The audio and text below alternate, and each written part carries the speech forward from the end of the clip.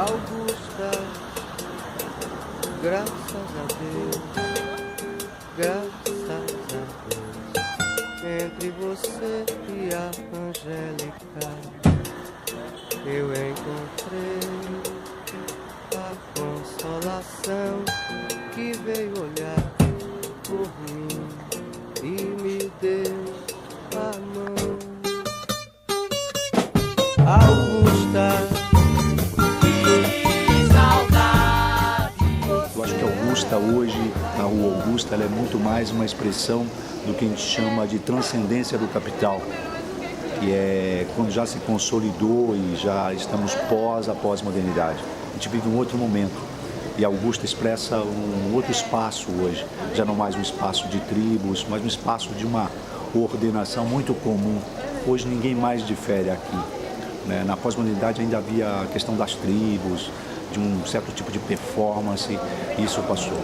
Até hoje eu ouço piadas de mau gosto, do tipo, você é massoterapeuta e mora na Augusta, como assim? Que tipo de massagem você faz? Então na década de 50, principalmente, a rua ela vira uma zona de lazer da cidade de São Paulo como um todo, as pessoas vinham para cá. Então a Rua Augusta, ela funciona nos anos 60 como um local de sociabilidade, principalmente juvenil. É lá onde a gente tem as boutiques, onde a gente tem lanchonetes, galerias, exposições, cinemas.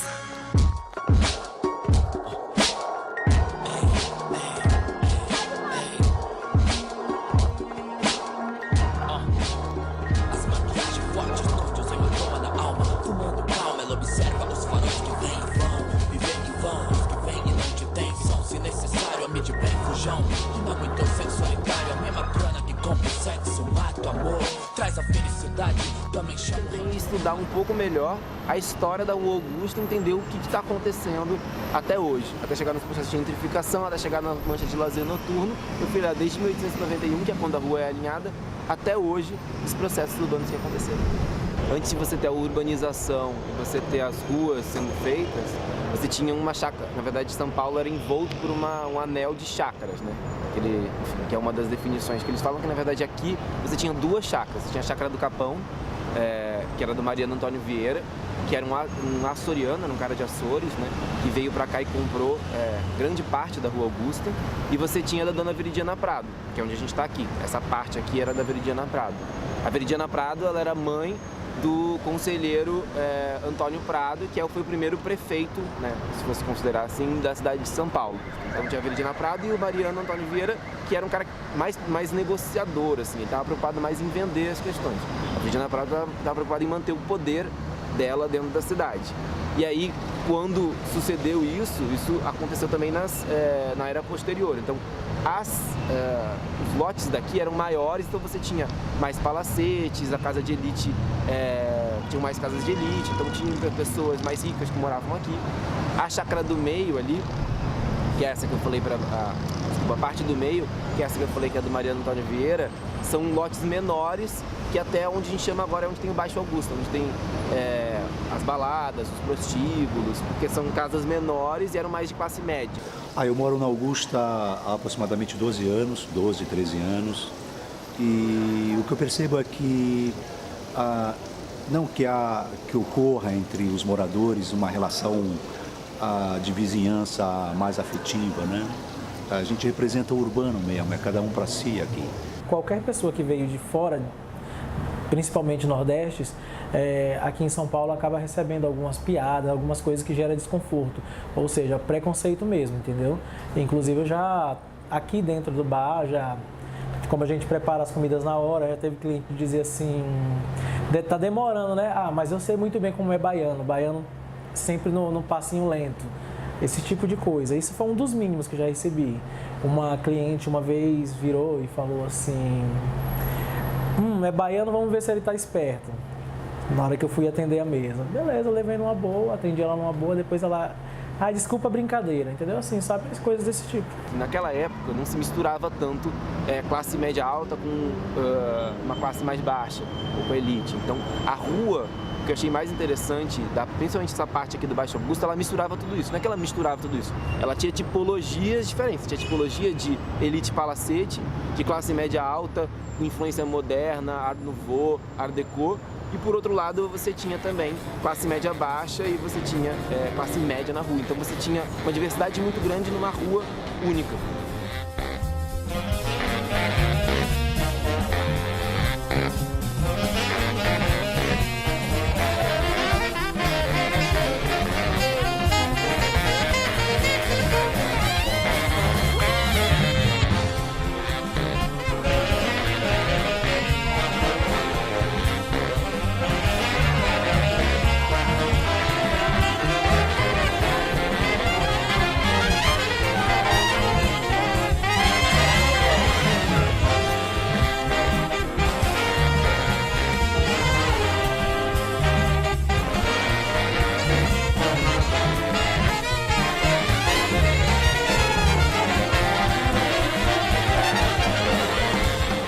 Simpático, pá. Eu troco ideia com o cara desse comércio, da Nilta, do Yultec que acabou de abrir, o pessoal da Cobase é legal, mas tem muito cara chato mesmo.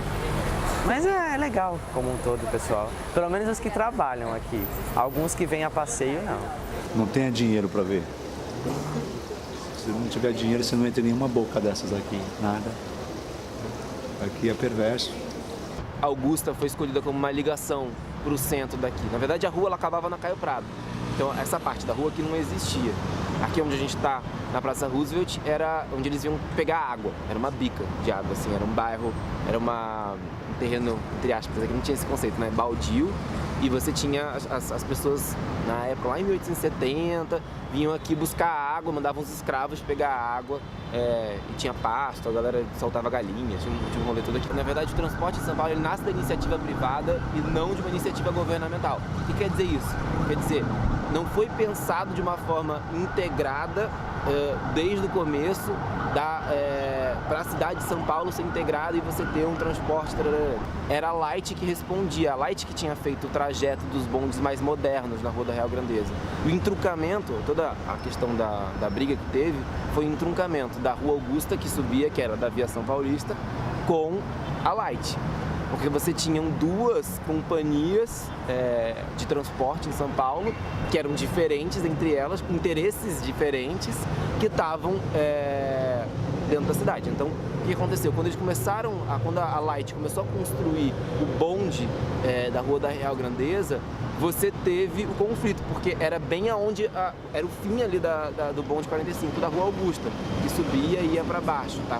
E aí os funcionários da Aviação Paulista fazem um protesto, não deixam os funcionários da Light trabalharem naquele pedaço, e aí você tem uma pancadaria que acontece ali, mas que no final o governo teve que intervir e a Light acaba ganhando, tá? A Aviação Paulista, se eu não me engano, ela vai à falência, e a Light acaba comprando essa parte e acaba sendo a Light que acaba dominando, tá? Mas isso é um reflexo dessa falta de planejamento, né? Até hoje, se você for pensar, os ônibus da cidade de São Paulo não são públicos, né? Você não tem um plano, não é um transporte literalmente público, é uma concessão.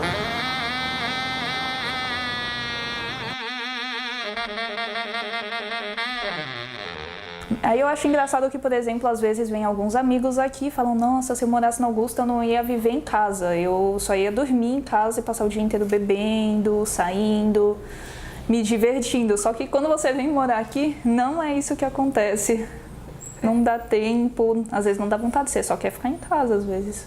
Comecei a me encantar pela ideia de estudar Augusta porque eu escutava, eu morava no 12º andar, numa rua paralela à Augusta, e eu escutava o dia inteiro aquilo, fim de semana era aquele barulho, enfim, participei, né, eu convivia também, mas muitas vezes estava em casa, né, sexta-noite, sábado-noite, e aquela vida, né, aquele barulho, aquela efervescência, eu pensava, como que voltou, né? O que é isso, o que voltou? Na década de 30, é a transição para a segunda época que eu falo no mestrado. Por quê? Porque quando você coloca o automóvel na jogada, você muda completamente toda todo o alinhamento e toda a tipologia da rua, porque ela começa a responder a uma outra lógica, que é a lógica da velocidade, do automóvel. Quando o automóvel deixa de ser um artigo de luxo, um artigo de elite, e ele começa a ser massificado, a rua começa a ficar também um trânsito, né? Começa a ficar muito maior. Você começa a ter um aumento do número de automóveis na cidade de São Paulo, na década de 60, principalmente. 50 começa o crescimento, mas 60 e 70 você tem a crise do automóvel, né? Uma lógica que é, eu quero ir para aquela loja, eu vou parar na frente da loja, não vou parar longe e andando para a loja. Entrei na rua Augusta 120 por hora, botei a turma toda do passeio pra fora, fiz curva em 2 rodas sem usar a buzina, parei a 4 dedos da vitrine, legal! Então a gente tem na música, já no começo dos anos 60, a música do Rony Cordi, retratando um pouco essa juventude, quase essa juventude dos anos 50, que é aquela ligada ao James Dean, da velocidade, né? Então, a pessoa que anda na Rua Augusta com seu carro a 120 por hora, que para 4 dedos da vitrine. Então, é uma questão de violência, é uma questão de ímpeto, de velocidade juvenil. Então, na década de 50, principalmente, a rua ela vira uma zona de lazer da cidade de São Paulo como um todo. As pessoas vinham para cá, porque você tinha os jovens que frequentavam a Rua Augusta por causa dos colégios, eles saíam e já iam comer, e já iam para esses lugares. A rua começa a virar essa zona de lazer, e aí depois é chamado isso, esses jovens que frequentavam aqui, que gostavam de rock, gostavam de novos movimentos da Jovem Guarda. Não consigo entender pra que eu fui gostar tanto daquela garota. A visualidade que começa a aparecer pra gente nos anos 60 com a Jovem Guarda, ela é aquilo de mais chocante, de mais moderno, de mais inédito que acontece na sociedade naquele momento. Eu tô falando em termos de imagem. É justamente nessa questão de que a gente tem um grupo sendo transmitido, né, pela televisão, um tipo de comportamento, manifestações, uma moda, né?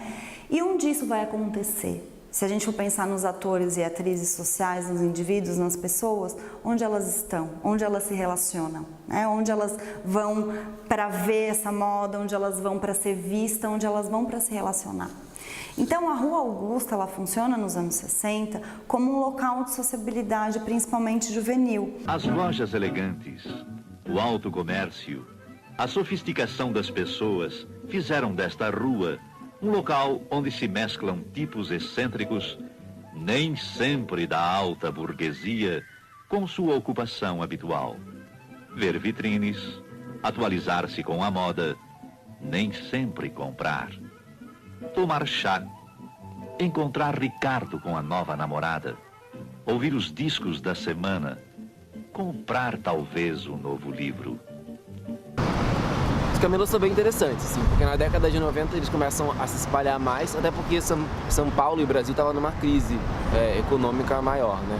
É a época da hiperinflação, o plano Collor, você tem, na verdade, vários problemas que acontecem e aí o comércio informal naturalmente cresce, que nem cresceu agora, né? O comércio informal agora com a crise econômica também explodiu.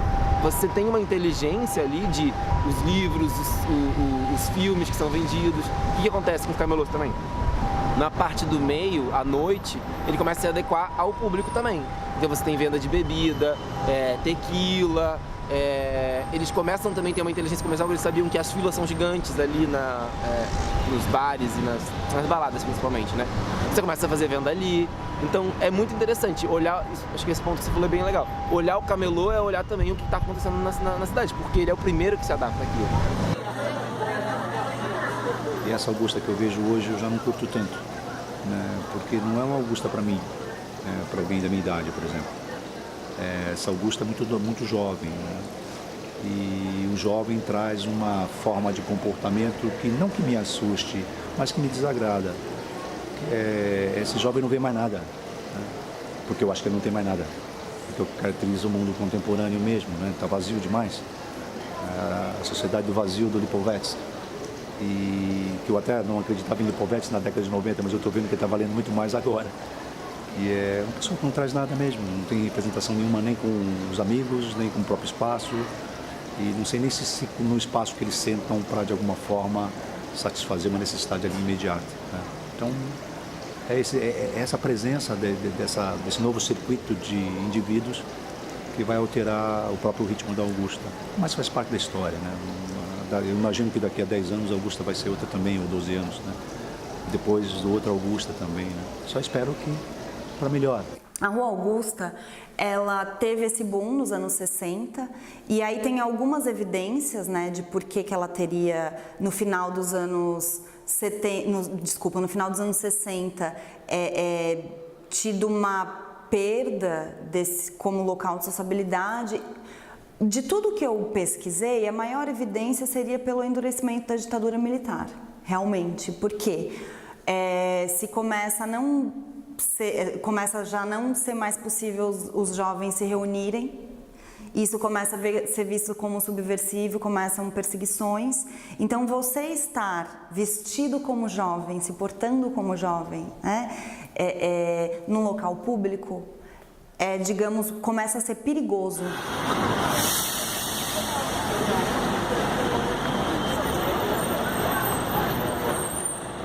A rua, principalmente Baixo Augusta, aqui, ele vira um outro tipo de lazer.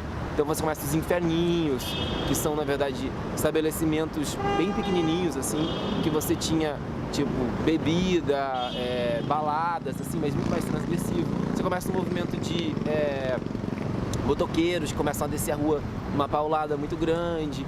A rua começa a mudar, mas ela ainda responde ao lazer, ela ainda é lazer. E também você tem uma outra influência, que aí é o jogo de classes, a luta de classes que sempre aconteceu na cidade de São Paulo, que a rua começa a ficar visível demais e a classe mais baixa de bairros da periferia começam a vir para cá também. E até por um elitismo muito dessas pessoas, a elite começa também a sair e achar que está popular a rua. E a rua começa a ser cada vez mais transformada e tendo uma outra forma de transformação. E aí na década de 80, 90, com todo esse cenário que eu contei para você, começam a se instalar os prostíbulos. O que eu acho que aconteceu é a própria concorrência do sistema, assim, em relação à prostituição, né? Primeiro, a questão imobiliária. Eu acho que a prostituição, ou as casas de prostituição, se localizavam em edifícios tradicionais e a especulação veio, derrubou esses edifícios, construindo prédios hoje, um primeiro ponto, né? Ou seja, tiveram que sair daqui, mas devem ter ido para algum lugar, não sei para onde, mas devem ter ido. Outro ponto é que nessa sociedade da comunicação, nessa sociedade midiática, elas passaram a ter uma concorrência dramática, né? Que é as próprias meninas que você encontra na internet, né? nas redes específicas, né? E aí você já pode, de uma forma sacana mesmo, já olhar o produto antes, olha que absurdo. Você já analisa o produto, né? Que no caso esse produto que eu estou falando é o corpo da mulher, né? Que absurdo. Lá pro fim de 90, começo de 2000, assim, principalmente, que ainda era muito povoado pelos prostíbulos e por essa zona alternativa, você começa uma reapropriação da classe média alta da rua, que até então você não tinha tanta essa frequência. O que eu quero dizer com isso? Na verdade começa um pensamento e uma nova forma de olhar a rua e de frequentar a rua em alguns estabelecimentos. Então, por ser mais... Pensa assim, a rua, ela é uma rua, entre aspas, vistas como deteriorada, mas que é perto dos metrôs da Paulista. A linha verde, quando inaugura, dá um boom muito nessa região. Ela é perto do metrô, ela é de fácil transporte, ela tem equipamentos culturais, então tem teatro, tem bar, tem restaurante que eles resistiram. Ela tem os prostíbulos também e também tem algumas casas noturnas que começaram a se instalar lá porque era barato. Era um lugar muito central, muito perto da Paulista e do centro, que era barato. Quando eu falo por aí que eu trabalho na Augusta, as pessoas, óbvio, dá logo aquele susto. Nossa, na Augusta, ali é lugar onde só tem pessoas malucas à noite, pessoas de todos os estilos, muita diferença, eles falam muito, na realidade, que tem muita bagunça por aqui. Na maioria das vezes as pessoas se esquecem disso. Acham que aqui é só um local de diversão para que quem está aqui só está se divertindo. Mas nós estamos trabalhando para atender quem vem se divertir, né? Acho que a Augusta funciona nesse sentido. É claro que no momento também que o poder imobiliário, o mercado imobiliário, começa a avisar esse lugar como um local movimentado, que tem gente investindo, os imóveis começam a aumentar. A gente tem um fenômeno chamado de gentrificação, né? Que é isso de você, de uma certa forma, reformar esse bairro para dar uma nova roupagem e atrair um novo público. E o que acontece? Começa a valorizar a região. Porque você tem uma classe média alta vindo muito aqui. Quando acontece isso, as pessoas que frequentavam antes, que não necessariamente eram desse filão, tá? Começam a ser expulsos. Expulsos por quê? Você entra num boteco aqui na Rua Augusta hoje, a cerveja não sai por menos de R$9. Assim, R$9 sendo muito bondoso, né? R$13, R$14 o litrão, 600 ml. Isso é caro para as pessoas, né? Tipo, não é todo mundo que vai tomar 4 cervejas aqui e vai gastar R$60 numa noite. Quem está disposto a fazer isso é da classe média alta e de lugares assim. Então, o que acontece é, essas pessoas começam a ser expulsas, o prostíbulo começa a acabar. Qual que é a ideia do prostíbulo, né? Você vai vir aqui, vai usufruir do serviço, mas você não quer ser visto. Ele é anônimo. E hoje ela passou a ter uma presença muito grande da especulação imobiliária, né? Ela vai se transformando, vai se demolindo aquilo que era mais histórico, mais antigo.